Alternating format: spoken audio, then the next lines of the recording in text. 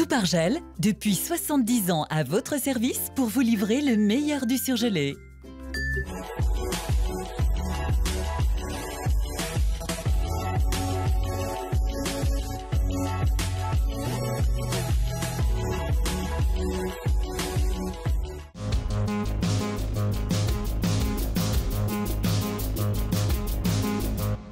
Le G6 des ministres européens de l'Intérieur a lieu jusqu'à demain à Lyon. Les suites de la disparition du président chinois d'Interpol. Enfin, le lycée Ampère fête ses 500 ans d'existence. Dernier préparatif ce matin dans les salons de la préfecture avant l'ouverture du G6 des ministres européens de l'Intérieur.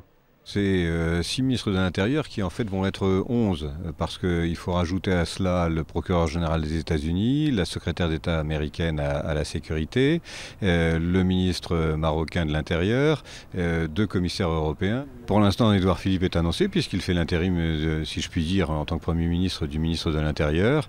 Et nous verrons si il y a un autre changement depuis après. Je suis comme vous, j'attends. Les migrations, c'est le thème de ce G6 à Lyon. Vous imaginez bien que sur un thème aussi sensible et avec des chefs d'État de pays directement concernés, que ce soit par les migrations ou par l'immigration, les débats seront copieux. Copieux sans doute aussi le dîner préparé par le chef Guy Lassauzet. Demain, les ministres du G6 quitteront la préfecture, direction le grand stade de l'OL.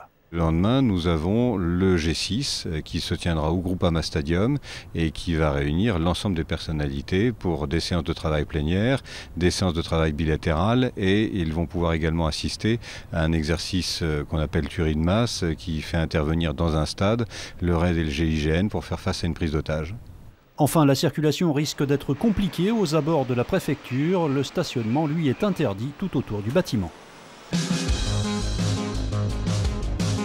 Le voile sur la disparition du président d'Interpol, Meng Hongwei, commence à se lever.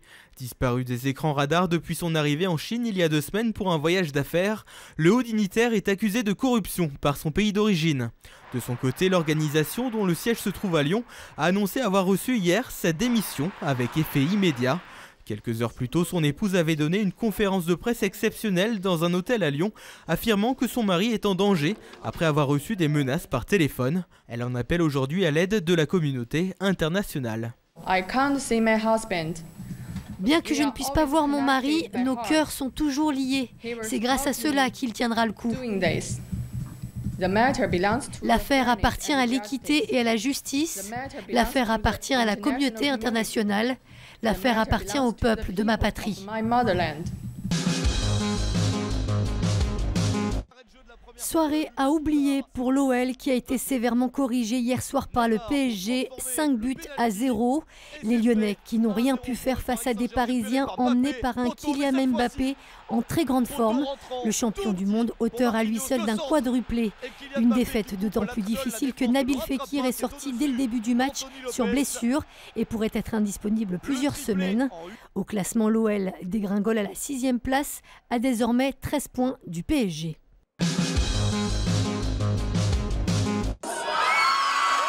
500 ballons lâchés ce matin au-dessus du lycée Ampère.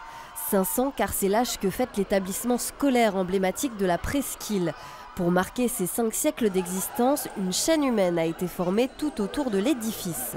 Rares sont les établissements en France à être aussi vieux, aussi prestigieux dans les murs et également aussi pérennes dans les contenus. C'est un étabbissement où il y a une âme. Les élèves sont dans l'ensemble plutôt calmes, sereins et où je pense ils sont heureux de venir travailler. Un bonheur que l'on sentait dans la cordée, composée de nouveaux et d'anciens élèves. Ces derniers ont d'ailleurs vu ressurgir quelques souvenirs.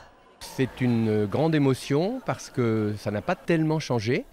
Et donc, en plus, avec tous les élèves dans la cour tout à l'heure, le bruit, c'est exactement ce qu'on entendait quand nous étions nous-mêmes ici. Les festivités se poursuivront jusqu'au 2 mai prochain avec l'organisation d'une grande cérémonie.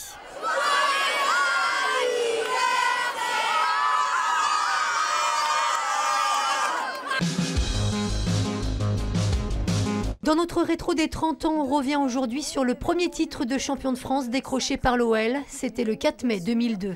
22h samedi soir, Gerland chavire, ivre de bonheur. Les milliers de supporters de l'Olympique lyonnais sont en train de vivre la plus belle soirée de l'histoire du club.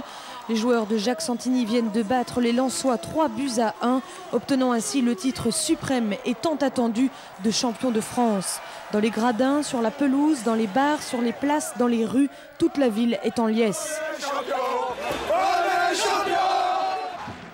C'est Sidney Govou qui ouvre le score à la 8e minute de jeu, suivi assez rapidement par Philippe Violot. Mais bac pour Lens viendra tromper la défense lyonnaise et Grégory Coupet. Score final à la mi-temps 2-1. Dans 45 minutes, il revient. À 21h18, c'est l'apothéose. Pierre Lègle marque. Dans le stade, on a compris que le 4 mai 2002 serait désormais une date historique à Lyon.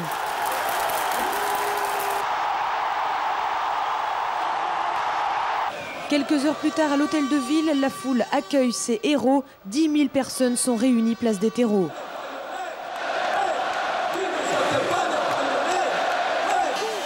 Et quand on est champion, plus d'interdits. Ce soir-là, les sorties étaient même conseillées. Peut-être avez-vous croisé les joueurs dansant sur des rythmes endiablés aux fiches ou au box-office. La rumeur prétend en tout cas qu'ils ont fait nuit blanche.